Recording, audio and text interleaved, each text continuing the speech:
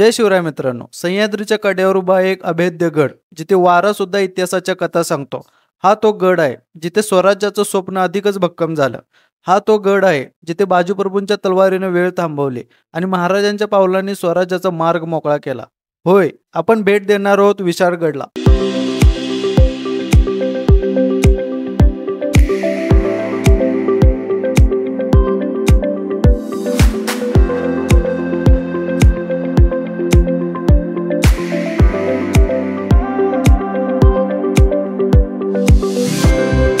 विशाळगड हा किल्ला कोल्हापुराच्या वायव्य 76 किलोमीटर अंतरावर बसलेला आहे. सह्याद्री डोंगररांग आणि कोकण यांच्या सीमेवर, तसेच आंबा घाट आणि अनसपुरा घाट यांना वेगळा करणाऱ्या डोंगरावर किल्ले विशाळगड उभा आहे. हा किल्ला कोल्हापूर जिल्ह्याच्या पश्चिमेकडे शाहूवाडी तालुक्यात आहे. 28 नोव्हेंबर 1659 मध्ये छत्रपती शिवाजी महाराजांनी हा गड जिंकला. दक्षिण महाराष्ट्र आणि कोकणावर लक्ष ठेवण्यासाठी हा गड रणनीतिदृष्ट्या खूप महत्वाचा ठरला. गडावर रायगड, पन्हाळा, रतनदुर्ग या किल्ल्यांशी संपर्क साधणं सोपं होतं. मित्रांनो, आपण अनेकदा विशाळगडाचा इतिहास ऐकतो, पण या गडावर आजही उभ्या असलेल्या वास्तू आपल्याला त्या काळातील शौर्य, श्रद्धा आणि जीवनशैलीची जिवंत साक्ष देतात. चला तर मग पाहूया विशाळगडावरील काही महत्वाच्या वास्तू आणि गडाचा इतिहास. हे आहे अमृतेश्वर मंदिर. भक्ती, श्रद्धा आणि इतिहासाचं अद्वितीय मिश्रण आहे. दगडी वास्तूमध्ये बांधलेले हे मंदिर भगवान शंकराला वाहिलं आहे.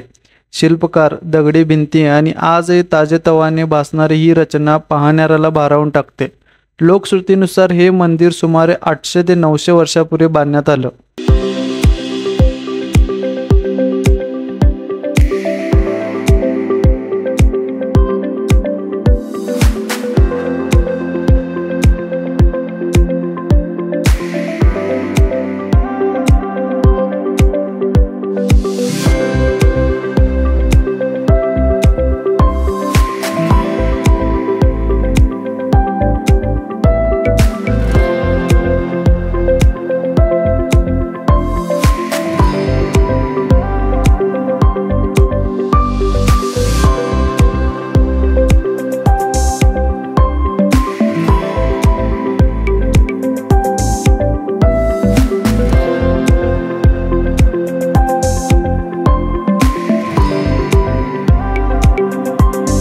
ह्या आहेत त्या दोन शौर्याच्या समाध्या, बाजीप्रभू देशपांडे आणि त्यांचे बंधू फुलाजीप्रभू देशपांडे.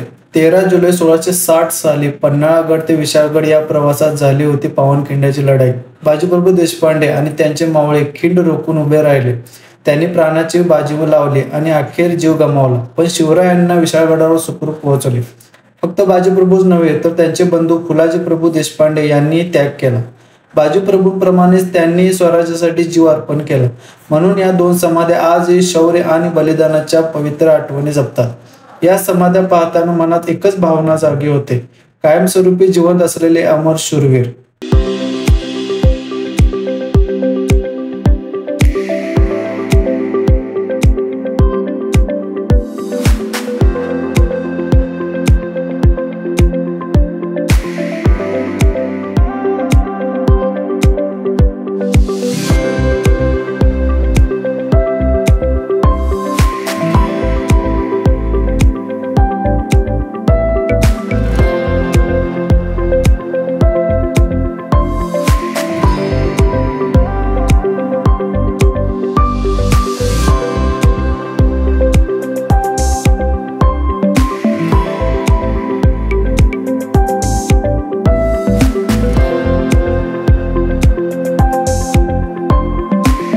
विशाळगडाच्या माथ्यावर खोदलेल्या या टाक्यांमध्ये वर्षभर गोड थंड पाणी साठलेलं असतं. शेकडो वर्षापूर्वी बांधलेल्या या टाक्या आजही अभिमानाने उभ्या आहेत.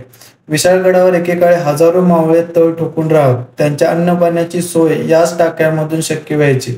शिवरायांच्या काळात गड टिकवण्यासाठी पाण्याचं महत्व किती होतं याचं जिवंत उदाहरण म्हणजे या टाक्या.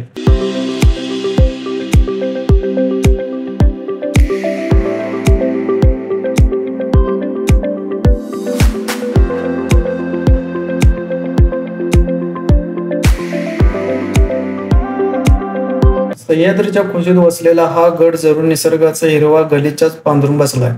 दरी खोऱ्यातून येणारा गार वारा, चारही बाजूनी पसरलेल्या डोंगर रांगांचं अप्रतिम सौंदर्य हे दृश्य मन अगदी मोहून टाकतं. याच गडावरून एकेकाळी शिवरायांनी स्वराज्याची शान जपली. दूर पसरलेली दर्याखिंडी म्हणजे जणू त्या पराक्रमाची साक्ष देणाऱ्या साक्षीदारच.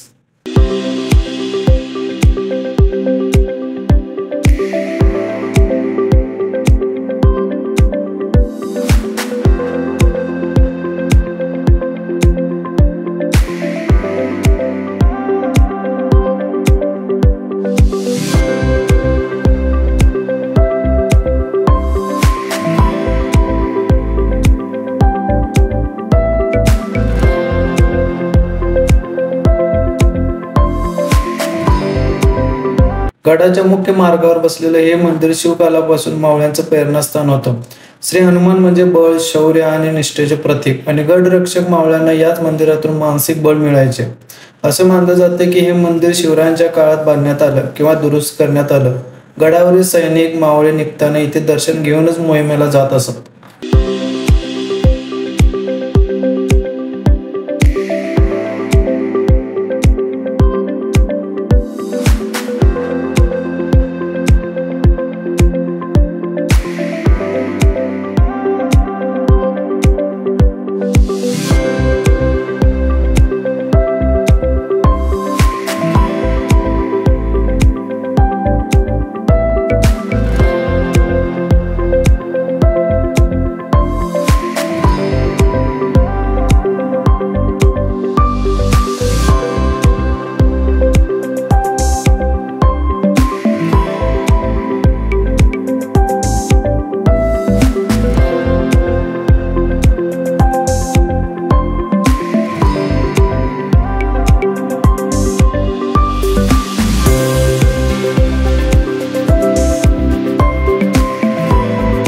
हा होता आपला विशाळगडचा प्रवास भाग पहिला. पण हा प्रवास इथेच थांबत नाही. अजून गडावर खूप काही पाहायचं बाकी आहे. पुढच्या भागात तुम्हाला भेटतील इथले प्राचीन अवशेष, शौर्य कथा आणि गडाची अजूनही न पाहिलेली सौंदर्य स्थळ. म्हणजेच हा इतिहास आणि निसर्गाचा संगम अजून रंगेल. म्हणून भाग 2 नक्की बघा. तोपर्यंत जय शिवराय.